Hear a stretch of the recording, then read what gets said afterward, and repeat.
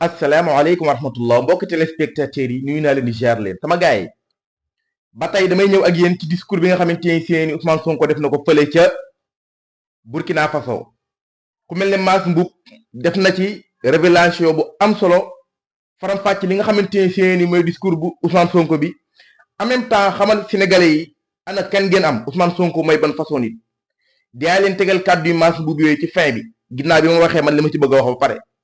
di fàttali nag sama gars yi ko bu nekkul ci chaîne bi nag bu fàtte abonné bës cloche de notification bi tey aimé vidéo parce que day ci am solo sama gars yi ba tey ma ñëwaatal leen ci discours Ousmane Sonko bi am gi nga xamante ne seeni am na ko solo parce que discours bi ñu baree li ma doon wax démb dañoo bàyyi lii solo si dem ci loo xamante ne seeni amul solo ñëpp ci patriote yi nag au lieu ñu ñëw wax ci solo si discours bi mais dañoo topp gars yi nekk ak ñoom ci nuyoo beeg yooyu yëpp mais dama leen a bëgg a xamal leen Ousmane Sonko fi mu toll nii Afrique amul leader bu gën a mat leader Ousmane Sonko taxawaay bi muy jël amut ku ko gën a doon leader ci Afrique ba tax na Sénégal dañoo war a xam loolu da discours bi nga xamante ne seeni def na ko fële ca Burkina buñ jàpp ne da koo def nii rek mu jàll nii rek de du ci baree bari tubaab bi di ngeen ko noté.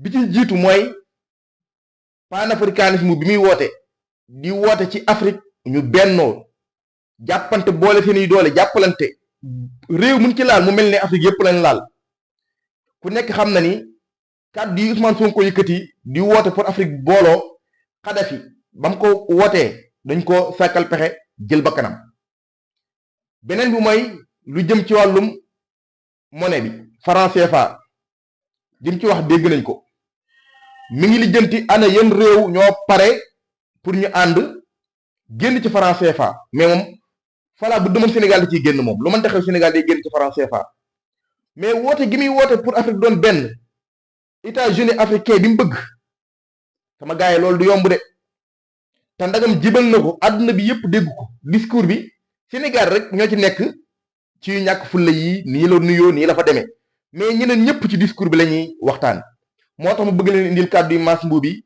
parce que jàngat bi ñu ci def dafa am solo dina tax sama genre gi nga xamante ne seen yi defe nañoo comprendre français bu baax ñu xam dëgg-dëgg li Ousmane Sonko wax ci discours bi parce que li mu ci wax dafa bari ba pare doon ay kàddu yu am solo torop sax li mu wax ne embargo bi embargo réew mi di Mali mu ne bu fekkoon ne jamono jooju ñoom ñoo nekk ci bopp réew mi duñ ko def duñ ci ànd da nee na fii ñu ngi nekk ci bopp réew mi amul benn réew ci Afrique bi ñuy ànd di ko embargo wala di ko xeex ba tax na discours bi am na solo ba àgg ci lool képp koo xamante ne seeni bëgg ngaa xam li ci discours bi lépp demal xool ku mel ne Mass Mboup bi mu leen bëgg indi li nga xamante ne seeni faram fàcc nañ ko ci wolof ngeen xam li Ousmane Sonko wax ci discours bi parce que dafa bari solo mante damaa wàcc ci terrain bi campagnal ko rëccuwuma ko damaa wàcc dem voté ji rëccuwuma ko parce que discours bi ma dégg sama xel gën naa dal donte dafa mos a dal ci moom mais discours bi gën naa dalal sama xel am na kàddu gu ma ci gën a neex nag bi mu waxee ba ni lii may wax nag waxuma ngir lu neex CEDEAO waxuma pour lu neex tamit AES moom nee na moom li muy wax da koo wax ngir ay principe yi mu gëm ne moo mën a yóbbu Afrique ci kanam moom nekkul di neexal benn kuréel loolu moo ma gën a neex ci kàddu yi ba tax na daal sama gaay nan xam ne ñun Sénégal am nañ leader bu mat leader am nañ koo xamante ne seeni duñ toppee ci ginnaawam dooleel ko waxuma la Sénégal de mais Afrique lay soppi ba tax na damay woo mbokki patriote yi ñu gën a jàpp xam ne Ousmane Sonko suñ ko dooleelee incha allahu rabbi changement dina am man naa yéex nag parce que dara xëy sotti mais incha allah changement dina am léegi du ma def lu bàyyi leen ak kàddu yi Mass Mboup bi gën na koo yaatal gën na koo faram-fàcce du ko defee ñu ànd déglu kàddu yi laataa ñuy dem nag may fàttali mbokki téléspectateurs yi ba tey rek koo abonné ci chaîne bi bu fàtte abonné bës cloche de notification bi tey aimé vidéo parce que dina ci am solo kon sama gars yi nañ dem jeexale ci vidéo bi ci kàddu yi Mass Mboup bi.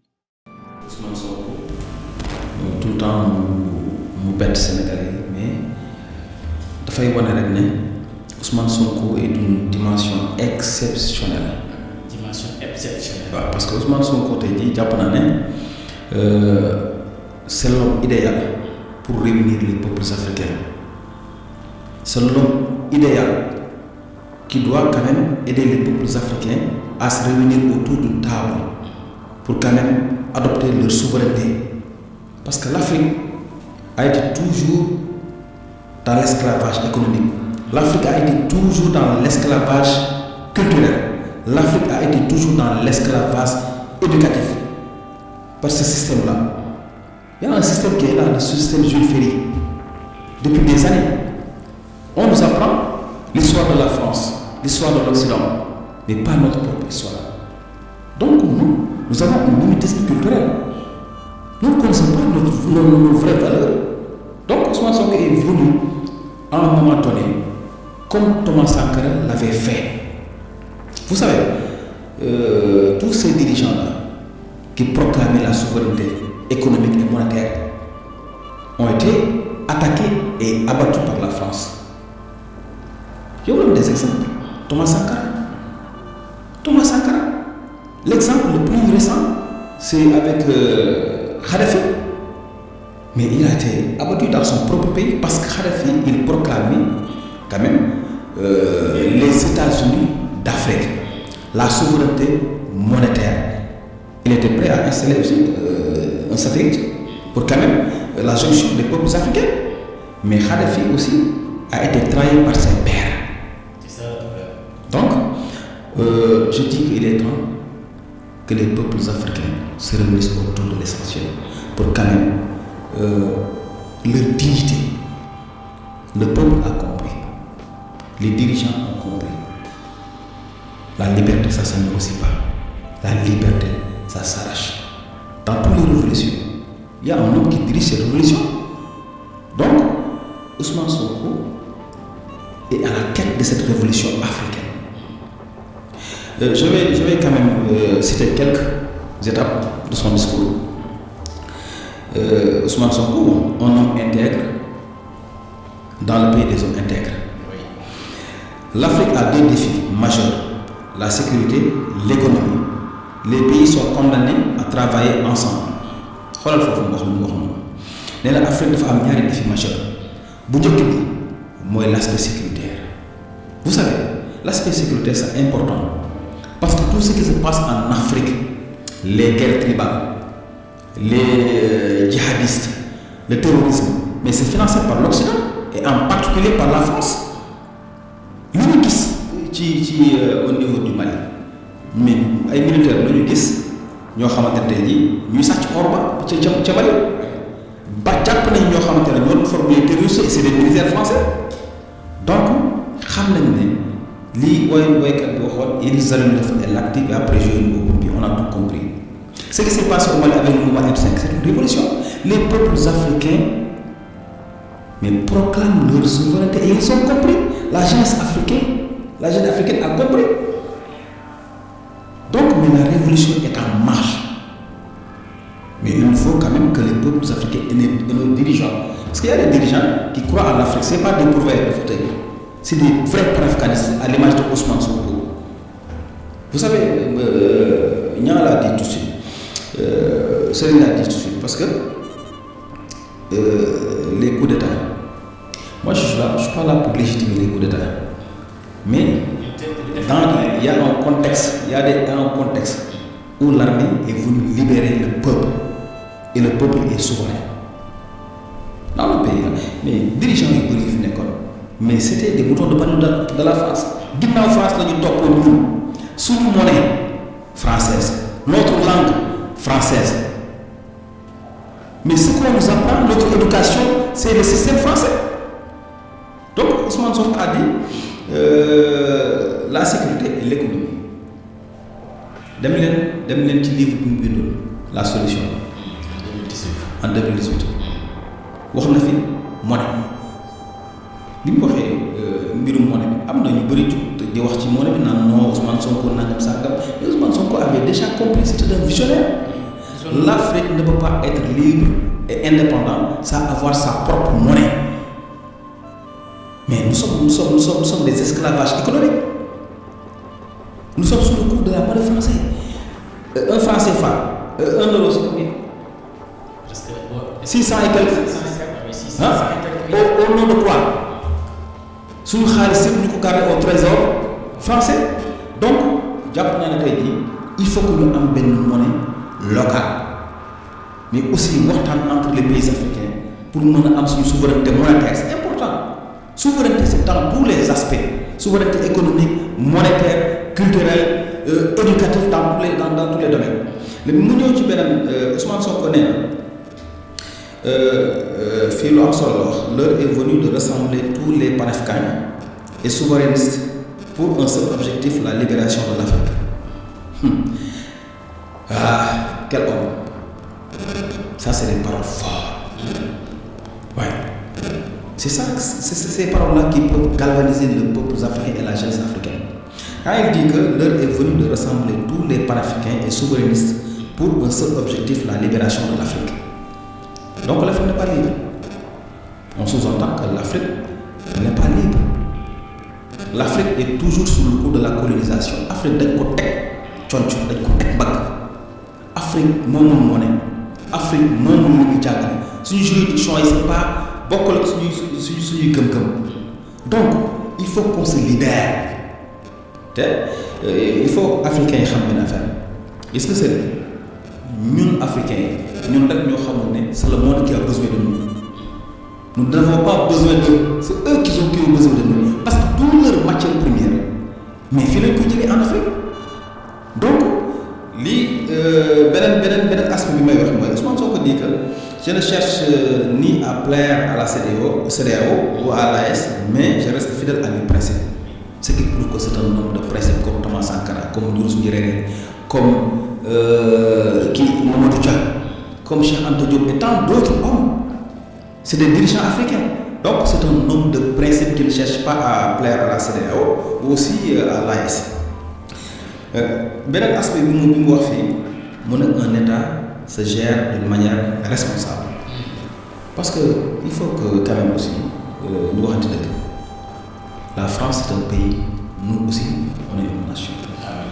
Les relations c'est entre nation et nation. Vous savez, moi je dis toujours que la plus grande déception est l'arnaque du siècle. C'est le sommet entre France et l'Afrique. France-Afrique. France-Afrique. Un continent qui a toutes ses ressources. Pétrole, gaz, or, zircon, lithium, diamant, tout. Tout ce qu'on va remettre là.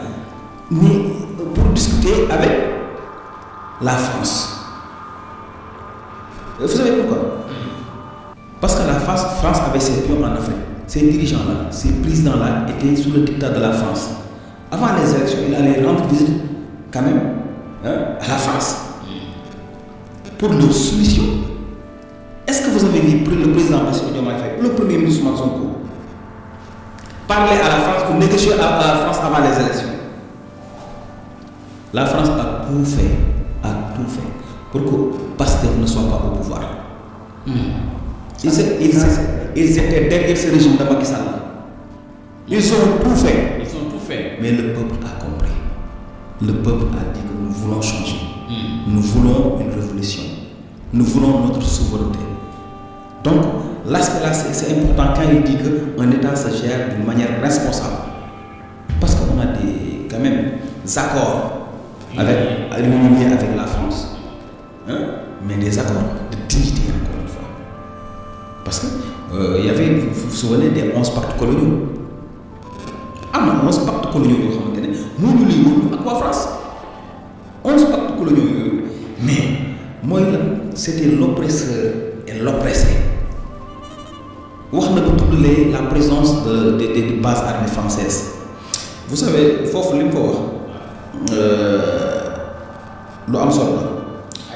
d'ici le mois de juillet, il n'y aura plus de bases militaires étrangères sur le sol sénégalais.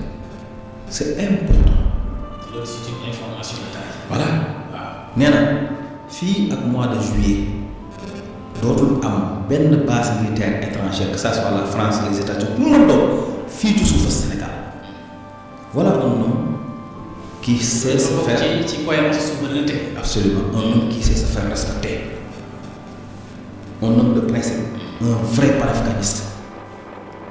Vous savez Macky Sall li sañu ko woon. sañu ko woon de. Macky Sall sañu ko woon. Macky Sall bu France def baax na. Macky Sall musul défier France. Macky Sall bu ko France waxoon fanaan si mu fanaan si yenn suuf bu yenn suuf. alors mën na suuf ko fanaan. quand même moo tax bi mu retraité dañ ko jël courtier dama ko courtier fa France. mooy 4P. donc man jàpp na ne tey jii quand Ousmane Sonko dit d'ici le mois de juillet benn base France militaire dootul benn base française.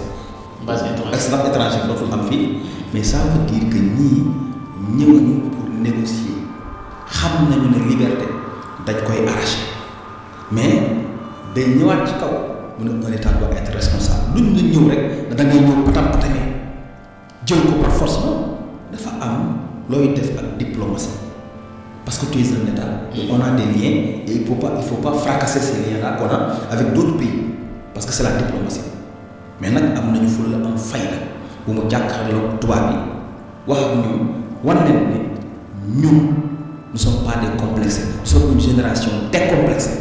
Et c'est important que la jeunesse aussi suit Ousmane Sonko sur ces pas-là. Il faut quand même que l'Afrique soit souveraine. Il faut que la jeunesse aussi soit bon.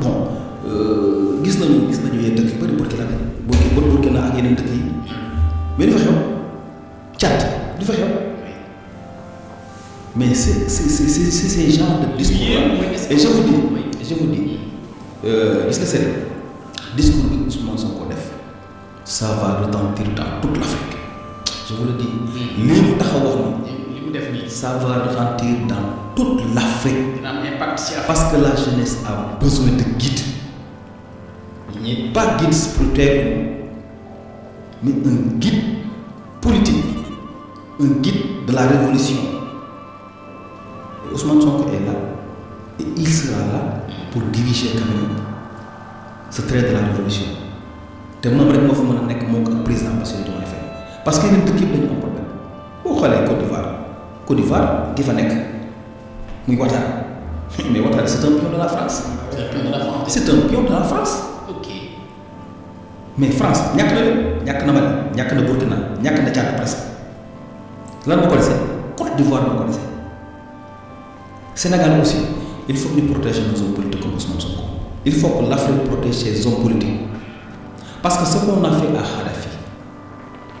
Kadhafi, mais l'erreur de Kadhafi, c'était quand même de vouloir réconcilier le peuple africain, de vouloir aussi préserver ses ressources, de vouloir dire non à la France.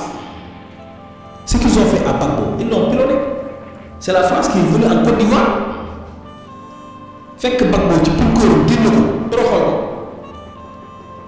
mën na ñun africains yi mënuñoo gérer suñu propre sécurité mën na ñun africains yi on peut pas régler nos propres problèmes il faut que l'Afrique règle ses propres problèmes. ñuy bàyyi ñu def ñu ay surtout instrumentalisé yi. gis nga beneen bi mu ne. muy ban.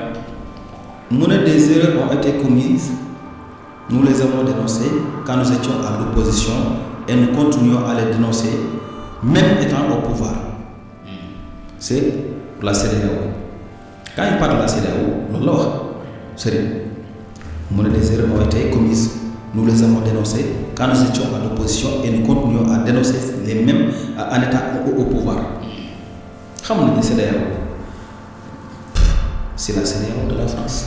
C'est la CEDEAO de la France. La CEDEAO n'a pas de crédibilité en Afrique. Et il avait des complices. Le président Macky Sall, qu'est-ce qu'il a fait? Il a fait un embargo au Mali pendant que le Mali était en crise.